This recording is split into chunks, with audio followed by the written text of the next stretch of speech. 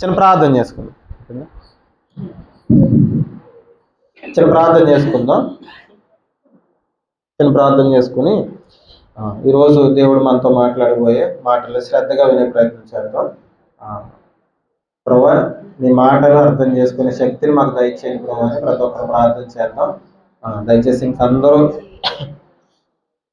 వాక్యం వినడానికి మీ మనసును సిద్ధపరచుకోండి. ప్రార్థించండి. పరలోకమందున మా తండ్రి, దయ కలిగిన మా తండ్రి, ఎంత పవిత్రమైన ప్రశస్తమైన మనకి వేలాది వందనాలు తండ్రి. తండ్రి ప్రభువా, నీ మాటలు వినడానికి మీరు ఇచ్చిన గొప్ప సమయాన్ని బట్టి వందనాలు ప్రభువా. నీ మాటలు వింటుండగా తండ్రి గొప్ప కృపను మాకు దయచేయండి. నీ మాటలు అర్థం చేసుకునే శక్తిని మాకు దయచేయండి ప్రభు. ప్రతి మాటలు తండ్రి వివరంగా తండ్రి స్పష్టంగా ప్రతి ఒక్కరికి అర్థమయ్యే రీతిలో తండ్రి వివరించండి. ఆత్మశక్తిని నాకు దయచేయండి తండ్రి. వినడానికి తండ్రి తగిన తండ్రి హృదయాన్ని తండ్రి ప్రతి ఒక్కరికి దయచేయండి ప్రభువు. భద్రపరచండి. ప్రతి మాటను అర్థం చేసుకోవడానికి వాక్యాన్ని తండ్రి ఇంకా వివరంగా లోతుల్లోనికి వెళ్ళి ఆలోచించే కృపను దయచేయండి ప్రభువు. భద్రపరచమని సూటిగా స్పష్టంగా మీరే మాట్లాడమని తండ్రి. ఎవరైతే ఏ ఇబ్బందితో ఏ ఇరుకుతో ప్రభు తండ్రి ఏ విషయంతో తండ్రి వారి హృదయాల్లో బాధపడుతున్నారు తండ్రి, ప్రతి బాధకు తండ్రి మీ వాక్యం ద్వారా సమాధానం తెలియజేయండి తండ్రి. ఆశపడిన ప్రాణాన్ని తృప్తిపరచండి ప్రభువు. భద్రపరచమని స్థిరంగా నిలబెట్టమని శక్తినిచ్చి నడిపించమని వేడుకుంటూ చిన్న ప్రార్థన ప్రభువును రక్షకుడైన యేసయ్య పేరిట అడిగి వేడుకుంటున్నాం. మంచిది. అందరికీ వందనాలు. కొద్ది నిమిషాలు శ్రద్ధగా వాక్యాన్ని విందాం. ఒక సందర్భాన్ని జ్ఞాపకం చేసుకుందాం. చూడండి, మత్తయి సువార్త మత్తయి సువార్త 16వ అధ్యాయం. దయచేసి జాగ్రత్తగా వినండి. మత్తయి సువార్త 16వ అధ్యాయం 13వ వచనం నుంచి ఒకసారి చదువు.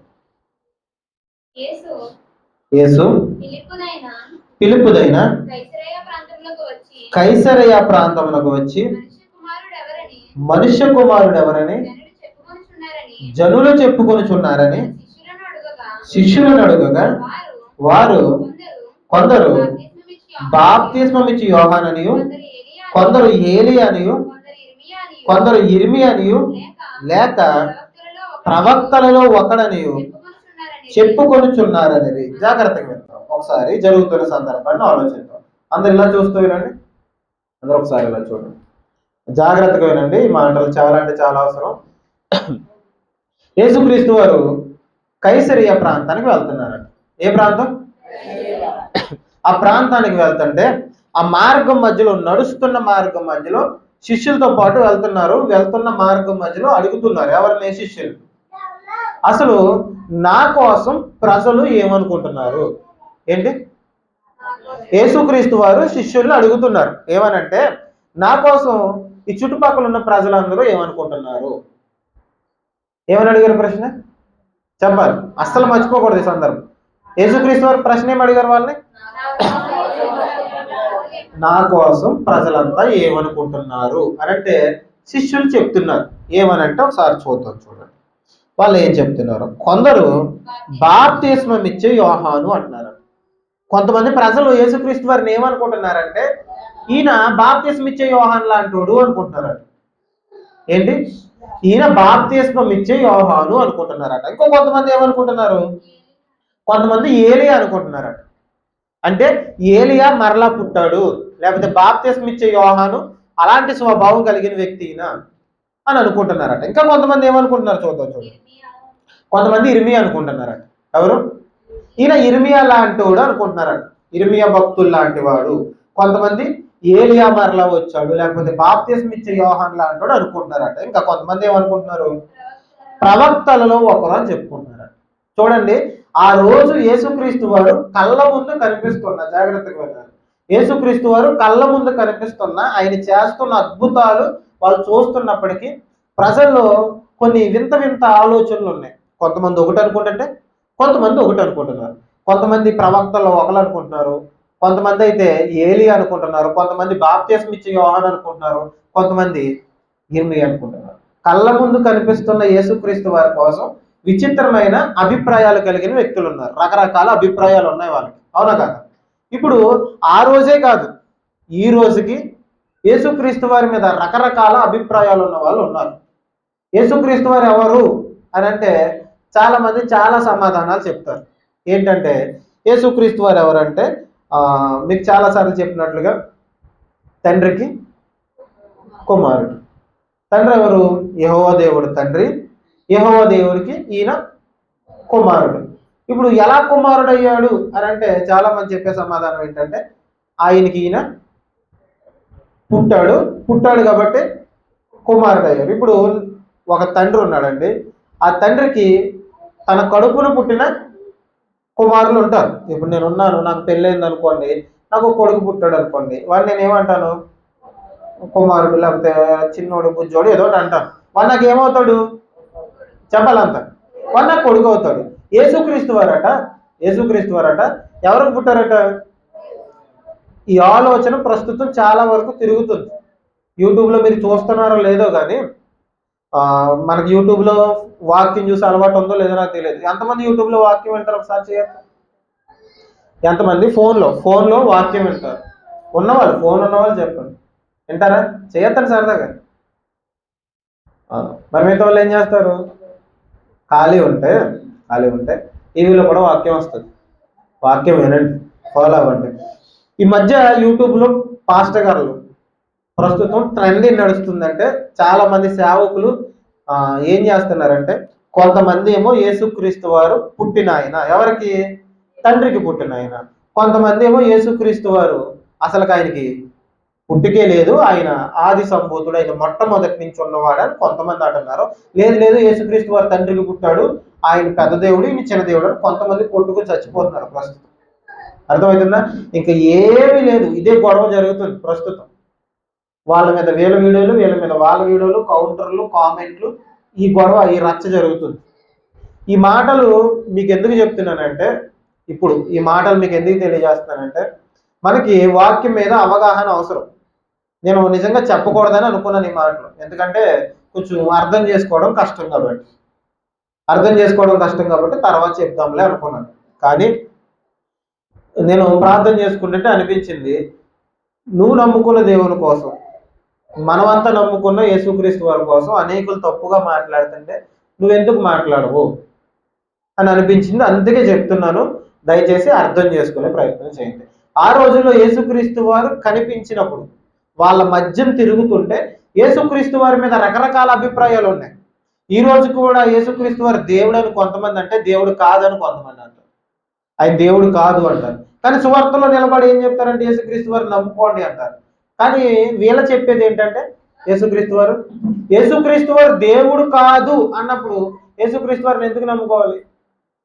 అర్థమవుతుందా? యేసుక్రీస్తు వారు దేవుడు కాదు, ఆయన దేవుడు, ఆయనకి ఈయన పుట్టినవాడు, ఆయనకి ఈయన కుమారుడు అయితే ఈయన కోసం ఎందుకు చెప్తున్నారు? ఈయనని ఎందుకు నమ్ముకోవాలి? అర్థమవుతుందా? నా మాటలు అర్థమవుతున్నాయి కదా? ఇప్పుడు యేసుక్రీస్తు వారి మీద రకరకాల అభిప్రాయాలు ఉన్నవారు ఉన్నారు. యేసుక్రీస్తు వారు సాధారణమైన వ్యక్తే, ఆయన పుట్టినవాడు, ఆయన దేవుడు కాదు, ఆయన్ని ఆరాధించక్కర్లేదు అని కొంతమంది ఉన్నారు. కొంతమంది ఏం చేస్తారంటే ఆయన్ని ఆరాధించక్కర్లేదు. ఎవరిని ఆరాధించక్కర్లేదు? యేసుక్రీస్తు వారిని ఏం చేయక్కర్లేదట? ఎవరిని ఆరాధించాలి?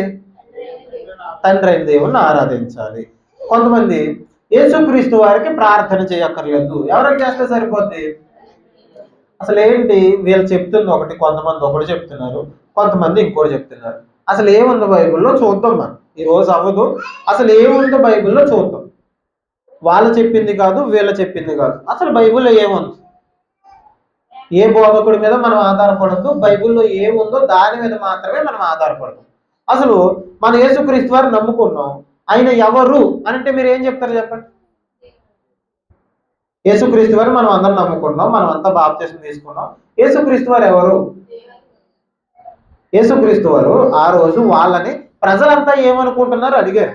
వాళ్ళందరూ చెప్పారు. కొంతమంది ఏలియా అన్నారు, కొంతమంది బాప్తిసం ఇచ్చే యోహాన్ అన్నారు, ఇంకా కొంతమంది ఇర్మియా అన్నారు, ఇంకా కొంతమంది ప్రవక్తల్లో ఒకరు. కొంతమందికి కొన్ని ఆలోచనలు ఉన్నాయి. ఇప్పుడు జాగ్రత్తగా వినండి. వాళ్ళందరి సంగతి తర్వాత యేసుక్రీస్తు వారు వాళ్ళందరి సంగతి తర్వాత. కానీ మీరు ఎప్పుడు నాకు కూడా అని తిరుగుతున్నారు కదా, మీరు ఎప్పుడు నాతోనే ఉంటున్నారు కదా, అసలు మీరు నా కోసం ఏమనుకుంటున్నారు? అర్థమైందా? వాళ్ళు బయట వాళ్ళు నాకు దూరంగా ఉంటారు. కనిపించట్లేదు పాప, అదే కొంచెం వస్తుందని జాగ్రత్త వినండి. బయట వాళ్ళు నాకు దూరంగా ఉంటారు, వాళ్ళు నేనంటే ఏంటో తెలీదు, మీరు ఎప్పుడు నా పక్కనే ఉంటారు కదా, మీరు నా కోసం ఏమనుకుంటున్నారు అని అంటే శిష్యులందరిని అడిగితే ఒక్క అతను మాత్రమే మాట్లాడాడు. అర్థమవుతుందా? మిగతా వాళ్ళు ఏమీ మాట్లాడలేదట. ఒకే ఒక వ్యక్తి మాట్లాడాడు, ఆ వ్యక్తి పేరు పేతురు. ఏం మాట్లాడారు చూద్దాం. చూడండి, మీరు ఏ సందర్భం చదివినా యేసుక్రీస్తు వారి కోసం ఎప్పుడు యేసుక్రీస్తు వారు ఏమడిగినా మొట్టమొదటి సమాధానం చెప్పేది పేతురు. అర్థమవుతుందా? అది తప్పు అయినా ఒప్పు అయినా ఏదైనా కానీ ఫస్ట్ సమాధానం చెప్పేది మాత్రం పేతురే. ఆయన మొహమాటం ఉండదు, ఏది అనిపిస్తే అది మాట్లాడతాడు, ఆసక్తిగా ఉంటాడు, ప్రతిదానికి ఆసక్తిగా ఉంటాడు. అలాంటి ఆసక్తి మనం చూపించగలగాలి. అర్థమవుతుందా? ఈయన అడిగిన వెంటనే పేతురు గారు ఒక సమాధానం చెప్తున్నారట. సమాధానం ఏంటో చూద్దాం. చూడండి, అందుకైనా మీరైతే నేను ఎవరినని అనుకుంటున్నారు అని అడిగితే చెప్పు తర్వాత. అందుకు సీమోను పేతురు, నీవు సజీవుడు వగు దేవుని కుమారుడు అయిన క్రీస్తు అని చెప్పారట. ఏంటి ఈయనేమంటున్నాడు? అందరూ ఏమనుకుంటున్నారు తర్వాత సంగతి, మీరేమనుకుంటున్నారు అని అంటే పేతురు గారు ఏమంటున్నారంటే నీవు సజీవుడవైన దేవుని కుమారుడవు క్రీస్తువు అంటున్నారట. క్రీస్తు అనే పదానికి కింద నెంబర్ వేసి కింద రాసుని చూడండి, ఏమనుంది? అభిషక్తుడు. ఏమనంటే క్రీస్తు అనే పదానికి అభిషక్తుడు అని అర్థం. అసలు అభిషక్తుడు అంటే దీనికోసం మనం వచ్చే వారం చూద్దాం, వివరంగా స్పష్టంగా తెలుసుకుందాం. ఇప్పుడు జాగ్రత్తగా వినండి, ఆయన ఏమంటున్నాడు అని అంటే నీవు సజీవుడు అయిన దేవుని కుమారుడు క్రీస్తు అని చెప్తున్నాడు. ఇప్పుడు అందరికి అర్థమైందా విషయం? దూరంగా ఉన్న వాళ్ళకి అర్థమైందా? అర్థం కాలేదు. ఎవరికి అర్థమైంది? ఎప్పుడు పక్కనే తిరుగుతున్న పేతురు గారికి అర్థమైంది. అర్థమవుతుందా?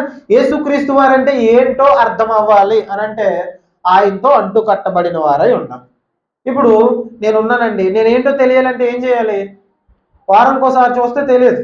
నేనేంటో తెలియాలంటే ఎప్పుడు నాతోనే ఉండి, నాతోనే తిరిగి, నాతోనే తిని, నాతోనే ఉంటే నేనేంటో అర్థమవుతుంది. నేనేంటో బాగా తెలిసినోడు కళ్యాణం, ఆడికి బాగా తెలిసిన నేనేంటో. మీరు వారంకి ఒకసారి చూస్తారు అంతే, ఇక్కడ నిలబడి వాక్యం చెప్తున్నప్పుడు మాత్రమే చూస్తారు. నేనేంటో పూర్తిగా తెలియాలంటే వాడిని అడిగితే తెలిసిపోతుంది. వాడేంటో పూర్తిగా తెలియాలంటే నన్ను అడిగితే తెలిసిపోతుంది. ఎందుకు? ఇద్దరం కలిసే ఉంటాం కాబట్టి, ఎప్పుడు కలిసే ఉంటాం, కలిసే తిరుగుతాం కాబట్టి. ఇప్పుడు ఆలోచించండి, యేసుక్రీస్తు వారు ఎవరో తెలియాలంటే ఏం చేయాలి చెప్పండి? ఎప్పుడు ఆయనతో సహవాసం కలిగి ఉంటే ఆయన ఏంటో అర్థమవుతుంది. ఈ ప్రజలందరికీ ఎందుకు అర్థం అవ్వలేదు చెప్పండి? ఆయనతో సహవాసం లేదు కాబట్టి అర్థం కాలేదు. అర్థమవుతుందా? ఈరోజు చాలా మంది బోధకులకు కూడా యేసుక్రీస్తు వారు ఎవరో అర్థమవుతలేదంటే ఏంటి చెప్పండి?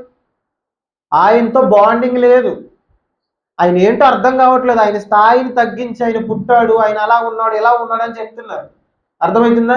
ఎందుకు ఇలా చెప్తున్నారు అని అంటే ఏంటి కారణం చెప్పండి? ఆయనతో బాండింగ్ లేదు.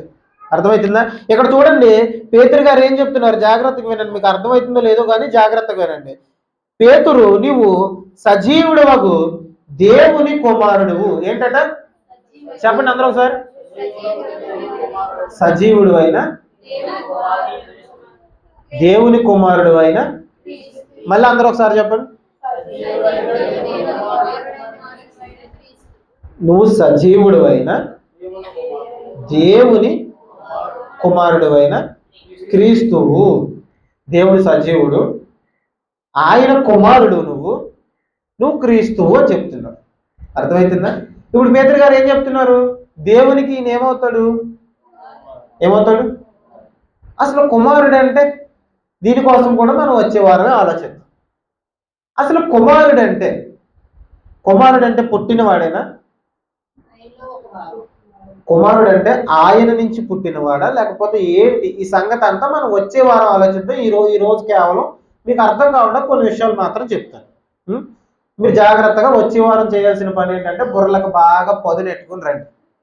అలాగైతేనే అర్థమవుతుంది. ఏం చేయాలి? ఎలా చేయాలి? బుర్రలకు పొదనెట్టాలంటే గోడకు పెట్టుకుని రాసుకోవాలా?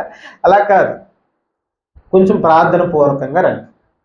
చెప్తున్న మాటలు మాకు అర్థం కావాలి. ఎందుకంటే సీరియస్గా ఒకసారి వినండి, మనం నమ్ముకున్న దేవుని కోసం ఎవరైనా మనల్ని అడిగారు అనుకోండి, మనం ఏం చెప్తాం సమాధానం? యేసుక్రీస్తు వారి కోసం మనకు తెలిసింది ఏంటో తెలుసా? 3 ముక్కలు. ఆయన ఈ లోకానికి వచ్చారు, మా కోసం చచ్చిపోయారు, 3వ దినాన్ని తిరిగి లేచారు. ఇది కాకుండా ఇంకో మొక్క చెప్పండి. ఇది కాకుండా యేసుక్రీస్తు వారి కోసం ఇంకో మాట చెప్పండి అంటే ఏం చెప్తాం మనం? అర్థమవుతుందా? మనం నమ్ముకున్న దేవుని కోసమే మనకి స్పష్టంగా తెలియట్లేదంటే, ఆయన ఎవరో తెలియట్లేదంటే, కొంతమంది ప్రశ్నలు అడుగుతారు. ఇప్పుడు ఆయన దేవుని కుమారుడా దేవుడా అంటే మనం ఏం చెప్తాం? ఆయన దేవుని కుమారుడు ఎలాగయ్యాడు? ఆయనకి ఈయన పుట్టాడా? ఆయన దేవుని కుమారుడు కాదు అని నేను అనట్లేదు, ఆయన దేవుని కుమారుడే. ఎలా దేవుని కుమారుడు అయ్యాడు? పుట్టి దేవుని కుమారుడు అయ్యాడా? లేకపోతే ఎలా దేవుని కుమారుడు అయ్యాడు? అసలు కుమారుడు అంటే అర్థం ఏంటి? దేవుని కుమారుడు అంటే అర్థం ఏంటి? దీన్ని మనం వచ్చే వారి నుంచి కొంచెం వివరంగా స్పష్టంగా ఆలోచించే ప్రయత్నం చేద్దాం. కుమారుడు అనగానే పుట్టాడు అనుకోవడం తప్పు. అర్థమవుతుందా? కుమారుడు అనగానే పుట్టాడు అనుకోవడం తప్పు. కుమారుడు అంటే ఏంటి? అతనికి అసలు దేవునికి యేసుక్రీస్తు వారికి కుమారత్వం ఎలా వచ్చింది? ఆయన కోసం దేవుని కుమారుడు అని రాయబడుతుంది, మనుష్య కుమారుడు అని రాయబడుతుంది. దేవుడు నా ప్రియ కుమారుడు అంటాడు, అద్వితీయ కుమారుడు అంటాడు. అసలు ఏంటి కుమారత్వం?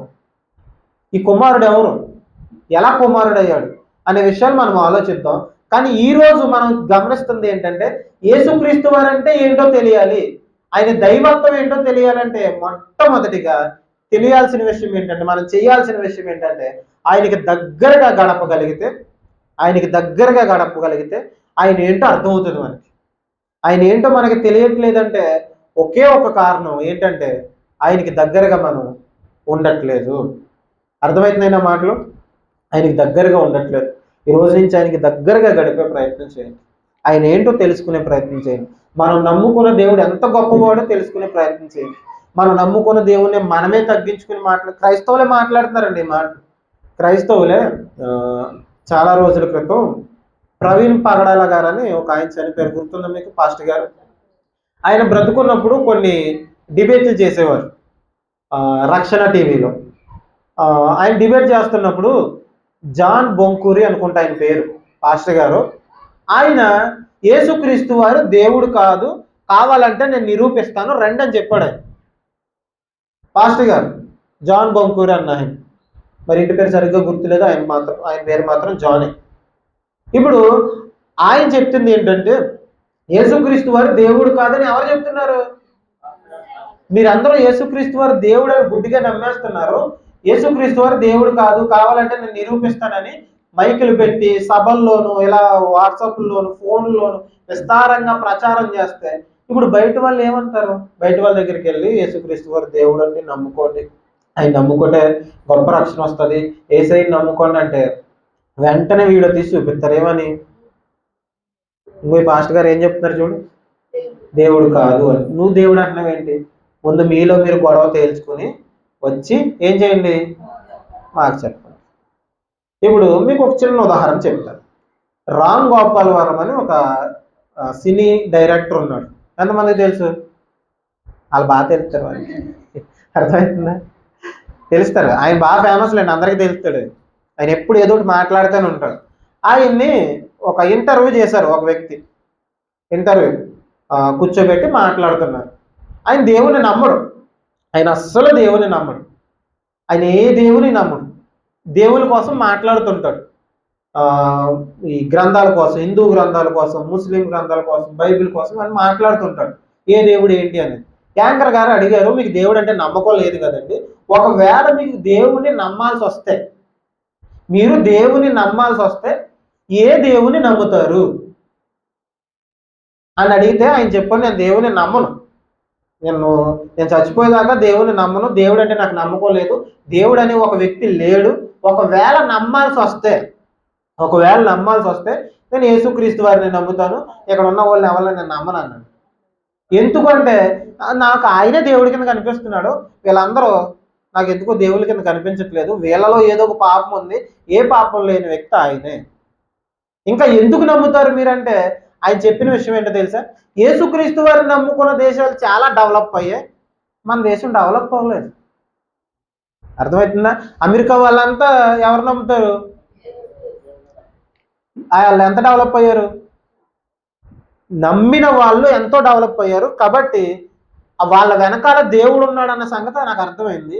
ఆయన్ని నమ్ముకుంటే గొప్ప వాళ్ళు అవుతారు. ఒకవేళ నమ్మితే నేను అలాంటి గొప్ప వాళ్ళ కింద చేసే దేవుడిని నమ్ముతాను తప్ప ఇంకెవరిని నమ్మను అని చెప్పారు. ఇప్పుడు ఇదంతా బాగానే ఉంది. కింద కామెంట్లు పెట్టారు కొంతమంది, మీకు వచ్చే వారం చూపిస్తాను. కింద కొంతమంది కామెంట్లు పెట్టారు. ఆ కామెంట్లు ఏంటంటే, ఈయన నమ్మితే ఏ దేవుని నమ్ముతారంటే యేసుక్రీస్తు వారిని నమ్ముతాను అన్నాడు ఈయన. ఆయన సినీ డైరెక్టర్, ఆయనకి దేవుని కోసం సరిగ్గా తెలియదు. కింద కొంతమంది కామెంట్లు పెట్టారు ఏంటంటే, డైరెక్టర్ గారు మీకు కొన్ని విషయాలు అర్థం కావట్లేదు. ఏంటంటే యేసుక్రీస్తు వారు దేవుడు కాదు, యెహోవా దేవుడు, మీరు నమ్ముకుంటే యెహోవాని నమ్ముకోండి అంటున్నారు. నాకు అనిపించింది వీళ్ళకి బుర్ర పని చేయట్లేదని. ఏదో రకంగా నమ్ముకుంటానని చెప్తుంటే ఆ సోషల్ మీడియాలో అందరూ చూస్తారా? యేసుక్రీస్తు వారు దేవుడు కాదని ఒక క్రైస్తవుడే మెసేజ్ పెడుతున్నాడు. అర్థమవుతుందా? యేసుక్రీస్తు వారు దేవుడు కాదు, మీరు నమ్ముకుంటే యెహోవాని నమ్ముకోవాలి అని. ఆయనేమో నమ్ముకుంటాను ఆయన, ఒకవేళ నాకు ఏదైనా కష్టం వచ్చినా ఒకవేళ నమ్ముకోవాల్సిన పరిస్థితి వస్తే యేసుక్రీస్తు వారిని నమ్ముకుంటానంటే యేసుక్రీస్తు వారిని కాదండి యెహోవాని నమ్మండి అంటారు. అర్థమవుతుందా? ఇంత దరిద్రపు జ్ఞానంతో ఉన్నారు చాలామంది. ఆ దరిద్రపు జ్ఞానంతో ఉండి మాకు తెలిసినంత ఎవరికి తెలియదు అనుకుంటున్నారు. రక్షించబడే వాళ్ళని రక్షించబడకుండా చేసేస్తున్నారు. అర్థమవుతుందా? ఇప్పుడు యేసుక్రీస్తు వారు ఎవరు అంటే పేతురు గారు చెప్పారు. ఇప్పుడు జక్కయ్య అనే ఒక భక్తుని మనం చూస్తాం, ఒక వ్యక్తిని మనం చూస్తాం. ఆయనకి యేసు ఎవరో తెలుసుకోవాలనిపించిందాడు. ఏంటి? యేసు ఎవరో తెలుసుకోవాలనిపించి చేసిన పని ఏంటి చెప్పండి? ఏం చేశాడు? చెట్టు ఎక్కాడు. ఇప్పుడు ఆయనకి యేసు ఎవరో తెలుసుకోవాలి అని అనిపించింది. ఇప్పుడు మనం ఆలోచిద్దాం, యేసు ఎవరు? వీళ్ళ ప్రశ్నలన్నీ పక్కన పెడండి, వీళ్ళందరూ గొడవ పక్కన పెడండి. అసలు యేసు ఎవరు అని తెలుసుకునే ప్రయత్నం చేద్దాం. కొన్ని మాటలు మాత్రం జ్ఞాపకం చేసుకుందాం. యేసుక్రీస్తు వారు ఎవరు? ఆయన స్థితి ఏంటి? ఆయన ఎంత ఉన్నతుడు? ఆయన ఎంత గొప్పవాడు? తెలుసుకుని కొన్ని మాటలు చదువుకుందాం. ఒకసారి చూద్దాం. చూడండి, కొలస్సీలకు రాసిన పత్రిక, కొలస్సీలకు రాసిన పత్రిక జాగ్రత్తగా విందాం. మనం నమ్ముకున్న దేవుని కోసం మనకి స్పష్టంగా తెలియాలి. కొలస్సీలకు రాసిన పత్రిక 1వ అధ్యాయం, కొలస్సీలకు రాసిన పత్రిక 1వ అధ్యాయం 15వ వచనం చదువుతాం. చూడండి జాగ్రత్తగా, మీరు బైబిల్లో చూడండి, లేని వారు నా వైపు ఇలా చూడండి. చదువు. ఆయన అదృశ్య దేవుని స్వరూపి సర్వ సృష్టికి ఆది సంభూతుడై ఉన్నాడు. చదివిన మాట నేను ఒకసారి చెప్తున్నాను చూడండి. ఆయన అంట 15వ వచనం, ఆయన అదృశ్య దేవుని స్వరూపి. ఈ మాట చెప్పండి ఒకసారి నాతో. అదృశ్య దేవుని స్వరూపి. అదృశ్య దేవుని స్వరూపి. చెప్పాలి, అందరూ చెప్పాలి. ఇప్పుడు అదృశ్య దేవుని స్వరూపి అంటే, అదృశ్యం అంటే కంటికి కనిపించడు, దేవుడు కంటికి కనిపించడు. అదృశ్య దేవుని స్వరూపి అంటే, స్వరూపం అంటే కనిపించేది. కంటికి కనిపించని దేవునికి ఒక స్వరూపాన్ని ఇస్తే, ఒక ఆకారాన్ని ఇస్తే ఏంటట? యేసుక్రీస్తు వారు. అర్థమైంది ఈ మాట? దేవుడు కంటికి కనిపించడు, కంటికి కనిపించని దేవునికి ఒక ఆకారం ధరింపజేస్తాయి. లేకపోతే కంటికి కనిపించని దేవుడు ఒక శరీరాన్ని ధరించుకుని భూమి మీదకి వస్తే ఎలా ఉంటారో ఆయనే యేసుక్రీస్తు వారు. ఇప్పుడు చెప్పండి, యేసుక్రీస్తు వారు ఎవరు? అర్థమైంది ఈ మాట? మరలా చెప్తున్నాను చూడండి, జాగ్రత్తగా వినండి. మీరు జాగ్రత్తగా వినట్లేదు. దేవుడు కంటికి కనిపించడు, ఆయన అదృశ్యుడు. ఇది నమ్ముతున్నారు అందరూ? దేవుడు కంటికి కనిపిస్తాడు? కంటికి కనిపించని దేవుడు అదృశ్యుడు, ఆయన పరలోకంలో ఉన్నాడు. అదృశ్యుడైన దేవుని స్వరూపి అంటే, అదృశ్యుడైన దేవుని స్వరూపి అంటే దేవునికి ఒక శరీరాన్ని ఇస్తే, ఒక ఆకారాన్ని ఇస్తే ఎవరట? యేసుక్రీస్తు వారు. యేసుక్రీస్తు వారు ఎవరు అంటే కొలస్సీలకు రాసిన పత్రికలో పౌలు గారు చెప్తున్న మాట, అదృశ్య దేవుని స్వరూపి అంటే దేవునికి ఒక ఆకారాన్ని ఇస్తే ఎలా ఉంటుందంటే యేసుక్రీస్తు వారిలా ఉంటుంది అని చెప్తున్నారు. ఇప్పుడు యేసుక్రీస్తు వారు ఎవరు చెప్పు? దేవుడు. కంటికి కనిపించని దేవునికి ఒక ఆకారం ఇస్తే ఆయనే యేసుక్రీస్తు వారు. అర్థమవుతుందా? ఇప్పుడు యేసుక్రీస్తు వారు స్పష్టంగా ఇక్కడ ఏమని రాయబడింది? దేవుడు అని రాయబడింది. మనం నమ్ముకున్న దేవుడు, మనం నమ్ముకున్న యేసుక్రీస్తు వారు. బయట వాళ్ళు ఏదేదో చెప్తున్నారు, దేవుడు కాదు, అవి కాదు, ఇవి కాదని. బైబిల్లో క్లియర్గా రాయబడింది ఆయన అదృశ్య దేవుని స్వరూపి. ఇంకా మనం మరికొన్ని వచనాలు వచ్చే వారం చూద్దాం. ఆయన అదృశ్య దేవుని స్వరూపి. తర్వాత మాట చదువుదాం చూడండి. సర్వ సృష్టికి ఆది సంభూతుడై ఉన్నాడట. ఈ సర్వ సృష్టిని కలిగించింది ఎవరు? యేసుక్రీస్తు వారు. చెప్పాలి ఎవరు? తర్వాత మాట చదవాలి. ఏలయనగా ఆకాశమందున్నవి, భూమి అందున్నవి, దృశ్యమైనవి గాని అదృశ్యమైనవి గాని అవి సింహాసనములైనను, ప్రభుత్వములైనను, ప్రధానులైనను, అధికారులైనను సర్వమును ఆయన యందు సృజింపబడెను. సర్వమును ఆయన ద్వారాను ఆయనను బట్టి సృజించబడెను. ఎంత చక్కని మాట ఆలోచించండి. అవి ఆకాశమందున్నవైనా భూమి మీద ఉన్నవైనా. ఎంత వివరంగా చెప్తున్నాడు చూడండి. యేసుక్రీస్తు వారి స్థితిగతులు ఏంటో పౌలు గారు స్పష్టంగా కొలసి సంఘానికి రాస్తున్నారు. ఆకాశమందున్నవి కానీ, భూమి మీద ఉన్నవి కానీ, దృశ్యమైనవి కానీ అదృశ్యమైనవి కానీ అవి సింహాసనాలైన, ప్రభుత్వాలైన, ప్రధానులైన, అధికారులైన సర్వము ఆయన యందు సృజింపబడెను. ఈ కలిగి ఉన్నది ఏవైతే ఉందో, కంటికి కనిపించేవైనా కంటికి కనిపించనివైనా మొత్తం చేసింది ఎవరట? యేసుక్రీస్తు వారు. మనం నివసిస్తున్న ఈ భూమిని తయారు చేసింది యేసుక్రీస్తు వారు అని రాయబడింది. మొట్టమొదటిగా ఆయన దేవుడు అని రాయబడింది ఈ మాటలో. ఆ తర్వాత ఆ దేవుడు ఈ సృష్టిని కలిగించాడు.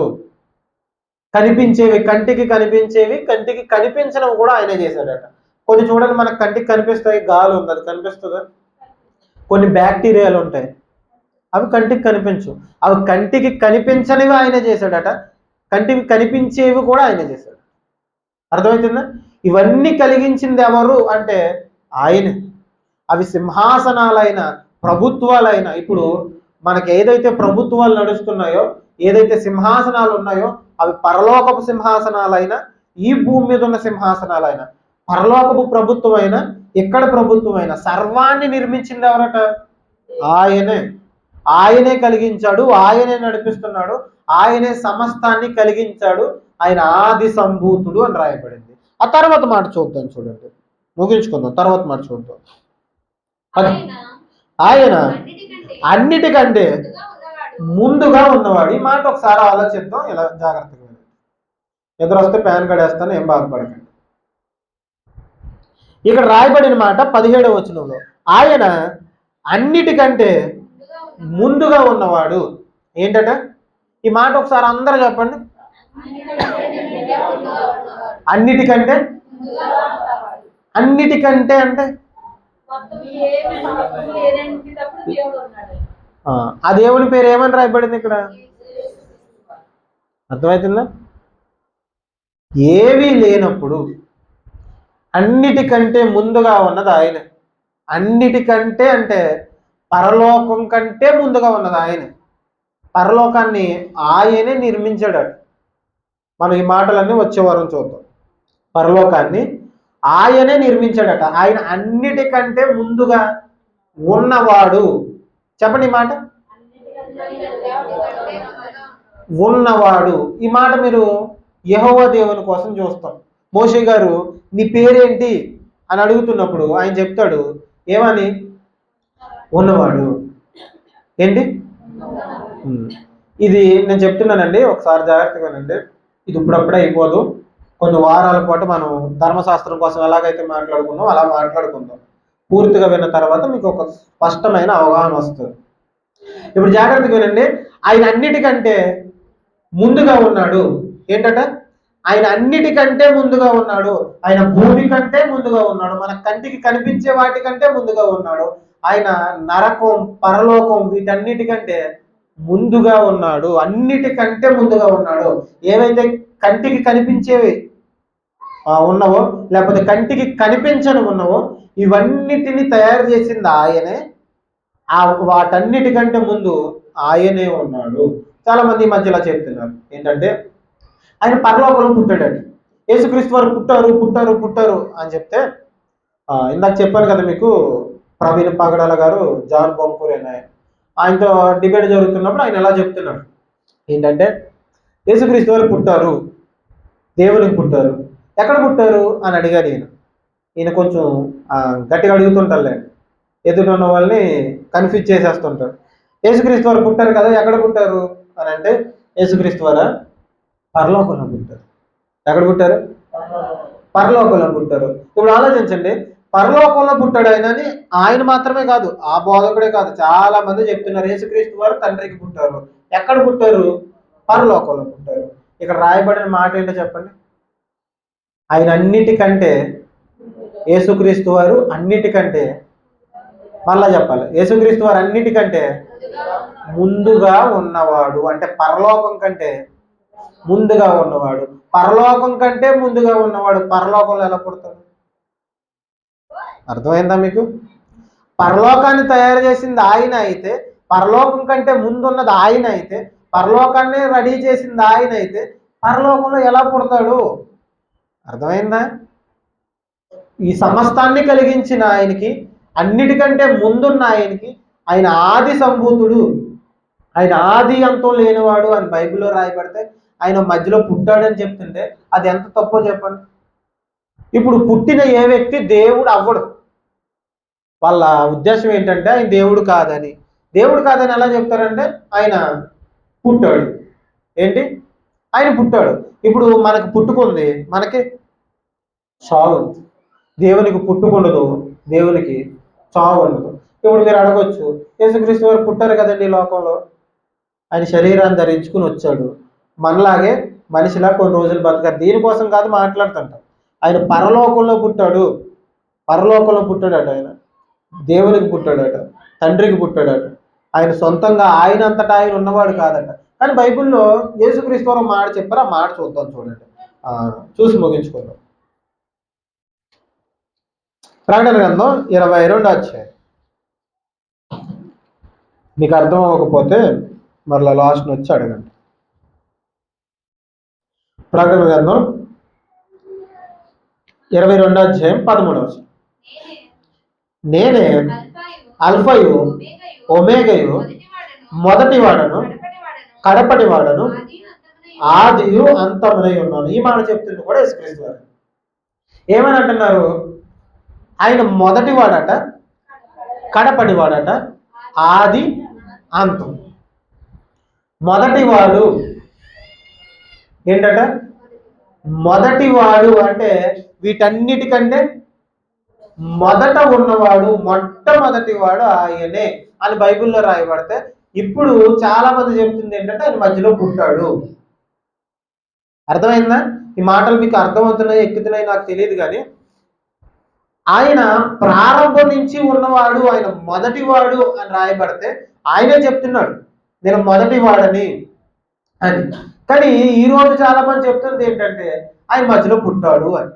ఆయన మొదటి వాడని ఆయనే చెప్తుంటే, మొదటి వాడని బైబిల్లో రాయబడుతుంటే మధ్యలో పుట్టాడు. ఎక్కడ పుట్టాడంటే పరలోకంలో పుట్టాడు. ఆ పరలోకాన్ని కలిగించింది ఆయనే. అర్థమవుతుందా? ఇప్పుడు మీకు అర్థం కావడానికి ఎగ్జాంపుల్ చెప్తాను జాగ్రత్తగా. ఇప్పుడు మా ఇల్లు ఉందనుకోండి, ఎవరైనా మా ఇల్లు కాదులేండి, మీకు అర్థం కావడానికి ఎలా చెప్పాలి, ఒక పిల్లవాడు పుట్టాడు. ఈ పిల్లవాడు ఎక్కడ పుట్టాడు అని అడిగామనుకోండి, పలాని ఇంట్లో పుట్టాడు. మేము ఒక ఇల్లు కట్టుకున్నాం, చిన్న పూరు గుడిసి ఉండేది, ఆ పూరు గుడిసి ఉన్నప్పుడు అందులో పుట్టాడు అని అన్నాం అనుకోండి. ఆ పూరు గుడిసెలో పుట్టిన కుర్రోడు ఆ పూరు గుడిసెని నేసిన తర్వాత అందులో పుడతాడా? ఆ పూరు గుడిసెని కట్టేసుకున్న తర్వాత అందులో పుడతాడా? పిల్లోడు కదా, కట్టేసి పుడతాడు అందులో. అర్థమైందన్న మాటలు? ఒక పిల్లవాడు అందులో పుట్టాడు అని చెప్పామనుకోండి, ఆ పిల్లవాడు ఆ పూరు గుడిసిని కట్టేసి మళ్ళీ కడుపులోకి వెళ్ళిపోయి అప్పుడు పుడతాడా? కాదు కదా. పూరు గుడిసెలో పుట్టాడు అంటే ఇతనికంటే ఎవరు ముందున్నారు? ఆ గుడిసే ముందుంది. అర్థమవుతుందా? ఆ గుడిసే ముందుంది. ఆ గుడిసె ముందుంది కనుక ఆ గుడిసెలో ఇతను పుట్టాడు. ఇప్పుడు యేసుక్రీస్తు వారు పరలోకంలో పుట్టారు అని అంటే యేసుక్రీస్తు వారి కంటే ముందే ఉన్నట్టు పరలోకం ఉందండి. ఇప్పుడు పరలోకం ఉందో యేసుక్రీస్తు వారి ముందంటే ఇక్కడ రాయబడిన మాటను బట్టి మీరు ఏం చెప్తారు? యేసుక్రీస్తు వారే పరలోకాన్ని కలిగించారు. అంటే అర్థం ఏంటంటే యేసుక్రీస్తు వారు ఎక్కడ పుట్టలేదు? పరలోకంలో పుట్టలేదు. చాలా మంది ఇలా చెప్తున్నారు, ముందేమో పరలోకంలో పుట్టాడు అని చెప్పారు. ఈ మధ్య కొంతమంది సేవకులు ప్రశ్నలు అడుగుతున్నారు కదా, కొంతమంది సేవకులు ప్రశ్నలు అడుగుతుంటే అలా కాదు, దేవుడు ఎక్కడ ఉంటే అదే పరలోకం. ఏంటట? దేవుడు ఎక్కడ ఉంటే అదే పరలోకం. దేవుడు తయారు చేసిన పరలోకం కోసం కాదు మేము చెప్తుంటా. దేవుడు తయారు చేసిన పరలోకం కోసం కాదు, దేవుడు ఎక్కడ ఉంటే అదే పరలోకం. దేవుడు పరలోకాన్ని కలిగించక ముందు యెహోవా దేవుడు ఉన్నాడు. ఆ యెహోవా దేవునికి యేసుక్రీస్తు వారు పుట్టారు. యేసుక్రీస్తు వారు పుట్టిన తర్వాత పరలోకాన్ని రెడీ చేశారు అన్నారు. ఎంత బాగుంది కదా? బాగుందా? పరలోకంలో యేసుక్రీస్తు వారు పుట్టలేదు, ముందు ఏం చెప్పారంటే పరలోకంలో పుట్టాడు అని. ముందు పరలోకంలో పుట్టాడు అని ఈ వచనాలు చూపించి చాలా మంది సేవకులు అడుగుతుంటే లేదు లేదు లేదు, ఇప్పుడు ఏదైనా తప్పు చెప్పామనుకోండి, ఇప్పుడు నేను ఇక్కడ నిలబడి తప్పు చెప్పాను అనుకోండి, ఏదైనా తప్పు చెప్పేశాను, వాక్యం తెలియక నేను తప్పు చెప్పేశాను, మీలో ఎవరైనా వచ్చి ఇది ఇలా తప్పు చెప్పావు అని నాకు చెప్పారు అనుకోండి, నేను చేయాల్సిన పని ఏంటి? నాకే చెప్తావా అన్నట్టు అనకూడదు. ఏం చేయాలి? ఖచ్చితంగా సరి చేసుకోవాలి. కానీ చాలా మంది ఈ రోజు సరి చేసుకోవడానికి సిద్ధంగా లేరు. ఆయన పరలోకంలో పుట్టాడు అని కొంత ముందు చెప్పారు. చాలా మంది సేవకులు ఇది చూపించి మాట్లాడితే, ఈ మాటలు చూపించి పరలోకాన్ని ఆయనే కలిగిస్తే పరలోకంలో ఆయన ఎలా పుడతాడు అని చెప్తే లేదు లేదు లేదు, పరలోకం అంటే మీరు అనుకునే పరలోకం కాదు, పరలోకం అంటే దేవుడు ఎక్కడుంటే అదే పరలోకం. ఏంటట? దేవుడు ఎక్కడుంటే అదే పరలోకం. యెహోవా దేవుడు ఉన్నాడు. యెహోవా దేవుడు యేసుక్రీస్తు వారిని కన్నారు. ఏం చేశారట? యేసుక్రీస్తు వారిని కన్నారు. కన్న ఆయన యేసుక్రీస్తు వారు అప్పుడు పరలోకాన్ని కలిగించారు. మేము అంటుంది ఈ పరలోకం కోసం కాదు, ఆ పరలోకం కోసం. ఇప్పుడు నేను చెప్తున్న మాట ఏంటంటే, నేను సొంతంగా చెప్తున్న మాటలేం కాదులేండి, నేను థియాలజీ నేర్చుకుంటున్నా. థియాలజీలో దేవుని కోసం అధ్యాయం, అసలు మనం నమ్ముకున్న దేవుడు ఎవరు, ఆయన దైవత్వం ఏంటి, ఇవన్నీ నా థియాలజీ క్లాస్లో నేను నేర్చుకుంటాను. ఇప్పుడు ఆలోచించండి, ఆయన పరలోకం కంటే ముందు పుట్టేసి పరలోకాన్ని తయారు చేశారు అంటున్నాను. ఇప్పుడు నేను చెప్తున్న మాట ఏంటంటే, పరలోకం కంటే ముందు పుట్టాడు, లేకపోతే పరలోకం కంటే ముందు పుట్టి పరలోకాన్ని తయారు చేశారు అని చెప్తున్నారు కదా. పరలోకం కంటే ముందు కూడా ఆయన పుట్టలేదు, ఆయనకు పుట్టుకంటూ లేదు. ఒకవేళ ఆయన పుడత ఆయన దేవుడు కాదు. యేసుక్రీస్తు వారు పుట్టారు అని ఒక్క వచనం కూడా బైబిల్లో కనిపించదు. కానీ వాళ్ళు చూపిస్తారు. ఆ మాట చూపించి ముగించేస్తాను. జస్ట్ ఆ మాట చూపిస్తాను, దాని వివరణ ఏంటో మనం వచ్చే వారం చూద్దాం. కీర్తనల గ్రంథం 2వ అధ్యాయం. కీర్తనల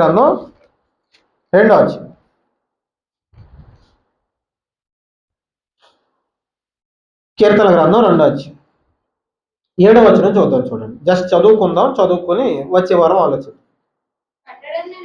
కట్టడలను నేను వివరించేదను, యెహోవా నాకు ఇలాగ సెలవిచ్చుచున్నాడు, నీవు నా కుమారుడు, నేడు నిన్ను కని ఉన్నాను. ఈ మాట ఎవరెవరితో చెప్తున్నారు తెలుసా? ఇది యేసుక్రీస్తు వారి కోసం రాయబడిన మాటే.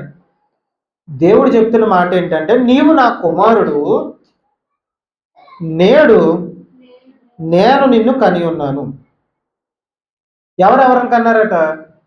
యెహోవా దేవుడు యేసుక్రీస్తు వారిని కన్నారు. ఇదిగో ఇక్కడ రాయబడి ఉంది కదా, మేము చెప్పిందే కరెక్ట్, మేమే సరిగ్గా చెప్తున్నాం, మీరేదో ఒకటి చెప్తున్నారు అని కొంతమంది ఈ మధ్య మాట్లాడుతూ వాదిస్తూ ఉన్నారు. అసలు యేసుక్రీస్తు వారు ఈ వచనం ప్రకారం పుట్టారా? ఇక్కడేమో కన్నారు, నేనే కన్నాను అని యెహోవా దేవుడు చెప్తున్నాడు. అసలు యేసుక్రీస్తు వారు పుట్టారా? అసలు ఆయనకు పుట్టుకుందా? అసలు ఈ మాటల అర్థం ఏంటి? ఈ అధ్యాయం ఎందుకు రాయబడింది? ఈ 2వ అధ్యాయం ఎందుకు రాయబడింది? ఇక్కడ కన్నారు అని ఎందుకుంది అనే విషయాలు మనం వచ్చే వారం ఆలోచిద్దాం. ఇప్పటివరకు చెప్పిన ప్రతి మాట అర్థమైందా? ఒకసారి జ్ఞాపకం చేస్తాను, వినండి. యేసుక్రీస్తు వారు కైసరయ ప్రాంతానికి వెళ్తున్నప్పుడు శిష్యులను అడిగారు, ఏమని? నా కోసం ప్రజలు ఏమనుకుంటున్నారు? వాళ్ళు 4 ఆన్సర్లు చెప్పారు. మొట్టమొదటిగా ఏమనుకుంటున్నారు? బాప్తిస్మ ఇచ్చే యోహాను అనుకుంటున్నారు. తర్వాత ఏలియా అనుకుంటున్నారు. తర్వాత ఇరిమియా అనుకుంటున్నారు. తర్వాత మీరు బాగా వింటున్నారు. అప్పుడు వాళ్ళ గొడవ ఏంటో కానీ మీరేంటో చెప్పండి అంటే, ఆయన పేతురు గారు ఏం చెప్పారు? నీవు సజీవుడైన దేవుని కుమారుడు అని చెప్పారు. ఇప్పుడు దగ్గరున్న వాళ్ళకి మాత్రమే దేవుడు ఏంటో అర్థమవుతుంది. ఇప్పుడు జక్కైకి ఏమనిపించింది? యేసు ఎవరో తెలుసుకోవాలి అని అనిపించింది. యేసు ఎవరో తెలుసుకోవాలి అని అనిపించింది. అసలు యేసు ఎవరు అని మనం తెలుసుకోవడానికి కొలసీ పత్రిక తీసాం. కొలసీ పత్రిక తీసి చదివితే అందులో ఏముంది? ఆయన అదృశ్యుడైన దేవుని స్వరూపి, అంటే కంటికి కనిపించని దేవుని స్వరూపి అని రాయబడి ఉంది. ఇంకా ఏం రాయబడి ఉంది? ఆయన అన్నిటికంటే ముందుగా ఉన్నవాడు, అన్నిటినీ కలిగించిన వాడు ఆయనే. ఆయన ప్రకటన గ్రంథంలో మనం చూసాం, ఆయన ఆది అంతం లేనివాడు. చెప్పిందంత అర్థమైంది కదా? ఇప్పుడు చివరగా మనం ఒక వచనం చూస్తాం. ఏ వచనం అది?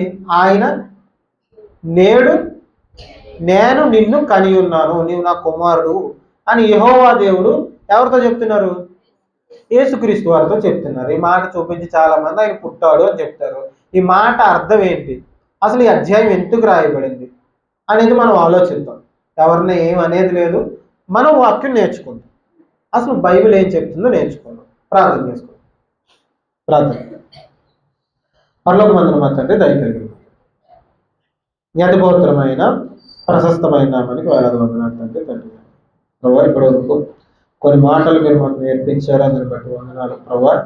మీ దైవత్వాన్ని తగ్గిస్తూ మీరు పుట్టారని, మీరు నిత్యుడు కాదని ఎన్నో మాటలు మాట్లాడుతున్నారు ప్రభా. తండ్రి, బిడ్డలు క్షమించండి అంటే వారికి చక్కని మారు మనసును కలిగించండి ప్రభా. నీ దైవత్వం ఏంటో మేము తెలుసుకోవడానికి మాకు తగిన జ్ఞానాన్ని దయచేయండి. ఈ మాటలు అర్థం చేసుకోవడం కష్టం కానీ ప్రభా తండ్రి, అయినప్పటికీ మాటలు మీరు మాకు తెలియజేస్తున్నారు అంటే అందుని బట్టి స్తోత్రాలు. కానీ ప్రతి మాటను అర్థం చేసుకునే శక్తిని మాకు దయచేయండి. ప్రభువు భద్రపరచండి. విన్న ప్రతి మాటలు తండ్రి చక్కగా ఆలోచిస్తూ తండ్రి, ప్రతి మాటలు తండ్రి ధ్యానిస్తూ వాక్యాన్ని సరిగ్గా నేర్చుకోవడానికి తండ్రి ప్రతి ఒక్కరికి తండ్రి చక్కని కృపను దయచేయండి. స్థిరంగా నిలబెట్టండి, శక్తినిచ్చి నడిపించండి. ప్రభువు భద్రపరచమని తండ్రి మీ వాక్యపు లోతుల్లోని మమ్మల్ని నడిపించమని వేడుకుంటూ చిన్న ప్రార్థన ప్రభువు రక్షకుడైన యేసయ్య పేరిట అడిగి వేడుకుంటున్నాను తండ్రి. ఆమేన్. నచ్చితే